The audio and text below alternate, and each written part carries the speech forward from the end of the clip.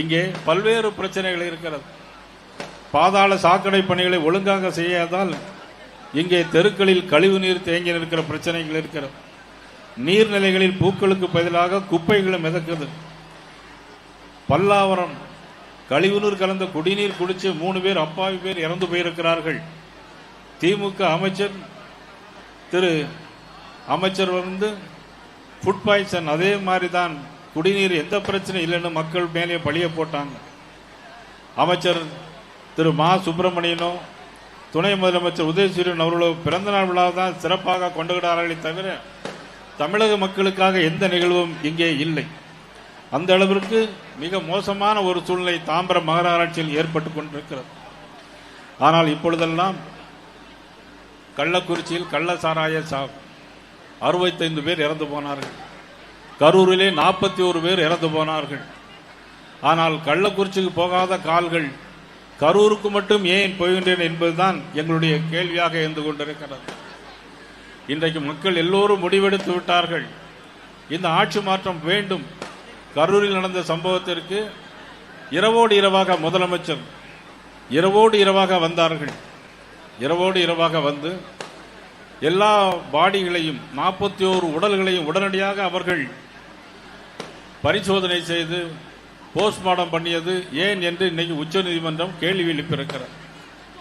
அது மட்டுமல்ல, ஒவ்வொரு பிரச்சனைகளுக்கும் தமிழக பிரச்சனைகள் ஒவ்வொரு பிரச்சனைகளுக்கும் இன்றைக்கு தமிழகத்தில் தமிழக அரசு பதில் சொல்லியாக வேண்டிய ஒரு சூழ்நிலை இருந்து கொண்டிருக்கிறது. அந்த அளவு மிக மோசமான சூழ்நிலை இருந்து கொண்டிருக்கிறது.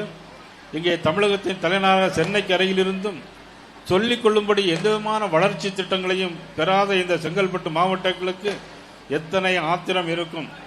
உங்க மாவட்ட மக்களின் குரலை இப்பொழுது கேட்கலாமா? இந்த வீடியோவில் இந்த மாவட்ட மக்களின் குரல் எத்தனை குறைகள் இருக்கிறது இப்பொழுது இந்த வீடியோல நீங்கள் பார்க்கலாம். அங்க பஸ்ஸே நிறுத்ததில்ல, நிக்கிற பஸ் நிக்காதுன்னு பக்கத்துல 2 சாராய கடை போட்டுக்கிறாங்க. ஒரு வருஷத்துல 10 தாலினா இருக்கிறாங்க இந்த கவர்மெண்ட்ல. சாராயத்தை வித்து வித்து வித்து வித்து என் புள்ள வரைக்கும் நான் எவ்வளவு கஷ்டப்படுறேன் தெரியுமா?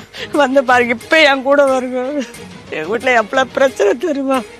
10 ரூபாய் சம்பாதிச்சா 9 ரூபாய் குடிக்கிறோம், 1 ரூபாய் குழந்தைங்க வீட்டுல கொடுக்குறாங்க. முன்னாடி பாத்தீங்கன்னா தண்ணி நல்லா சூப்பரா இருந்துச்சு. இப்ப காவா நீர் கலந்து வருது. வீடு கட்டணும்னா கூட தண்ணி நல்லா இல்ல, அந்த தண்ணி ஃபுல்லா வருது இல்ல, சாக்கடை தண்ணி. மலேரியா, நிமோனியா எல்லாருக்கும் ஜுரம் வந்திருக்கு. பிள்ளைகளெல்லாம் தூக்கிட்டு ஓடத்தான் செய்யறாங்க. சுகாதார சீர்கேடு நிறைய இருக்குது, சட்ட ஒழுங்கு பிரச்சனை நிறைய இருக்குது. நாங்க ரொம்ப எதிர்பார்த்தோம் பெண்களோட பாதுகாப்பு இந்த ஆட்சி எங்களுக்கு நல்லபடி இருக்கும் அப்படின்ற மாதிரி. பட் எதிர்பார்த்தது எங்களுக்கு இல்ல. இருந்ததை விட ரொம்ப மோசமான நிலைமைக்கு தான் இன்னைக்கு பெண்களோட நிலைமை தள்ளப்பட்டிருக்கு. எல்லா பெண்களுக்கும் எல்லா குடும்ப தலைவர்களுக்கும் 1000 ரூபாய் தரேன்னு சொன்னாங்க. வீடு இருந்தா இல்லன்னாங்க, வண்டி இருந்தா. அதான் முதல்ல தேர்தல் உறுதியில சொல்லலையே, அவங்க வாக்குறுதியில் சொல்லலையே. குடிநீர் வசதி இல்ல, பாத்ரூம் தண்ணி இல்ல, நைட்டு 2:30 மணி தண்ணி இல்ல. ப்ராப்ளம் எல்லாமே கல்லு வயிற்றுல கிட்னில கல் இருக்கு. அவங்களுக்கு பாத்ரூம் போக முடியல, மூஞ்சி கழுவ முடியல, குளிக்க முடியல. இது வரைக்கும் தண்ணீரா சுத்தி தான் வரேன், மேல இருந்து கீழே வரேன். பொண்ணு பிறந்தா 700 ரூபாய், பையன் பிறந்தா 1000 ரூபாய். அதே மாதிரி செக்யூரிட்டிங்க உள்ள போனா காசு, வெளியே வந்தா காசு, ஆயாங்க வேலை செய்யறவங்க காசு. இது கவர்மெண்ட் தான் காரணம் நம்ம சொல்ல முடியும், நம்ம யாரு காரணம் சொல்ல முடியும்? இந்த ஆட்சியில நாங்க ரொம்ப கஷ்டப்படுறோம், ரொம்ப பாதிக்கப்பட்டுக்கிறோம். இந்த ஆட்சியில நாங்க ரொம்ப கஷ்டப்படுறோம், ரொம்ப பாதிக்கப்பட்டுக்கிறோம்.